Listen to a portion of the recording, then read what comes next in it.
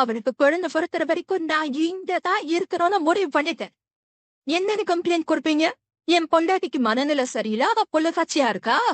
இனி அப்பாவும் அம்மாவும் எனக்கும் என் வயித்துல இருக்கிற பிள்ளைக்கும் கவுக்கனா செய்வதை கேளு. கொஞ்ச நேரம் அமைதியாரு. அப்படின்னு இருந்தா நமக்கு தம்மா பிரச்சனை. டேய், அந்த பொண்ணை தனியா அமைச்சிட்டு போன நீங்க இருக்கிறதுக்கு நாம ஒதுக்கிட்டு தான் ஆவன். இல்லைன்னா பிரச்சனை வேற மாதிரி ஆயிடும் கௌதம். இத நான் போய் விஜய் கிட்ட பேசினேன்.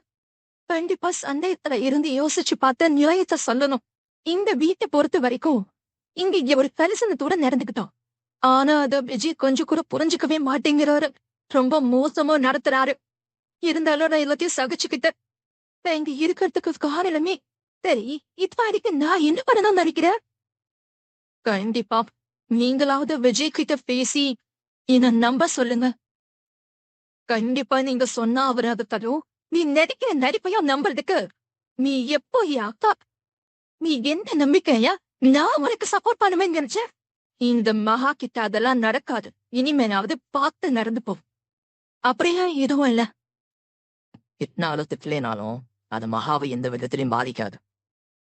சரி, இதெல்லாம் பேசி என்ன ஆகும் போது? எப்படியும் விஜய் உன்னை எந்த போயிட்டே இருக்கு.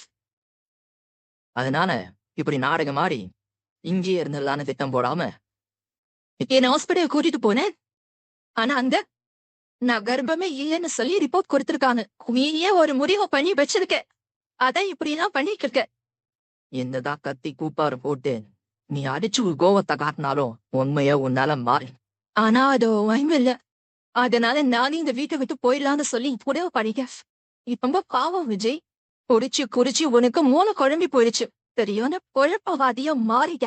என்னமோ பண்ணி தொலை. பிரிவோ உன் கூட போராடி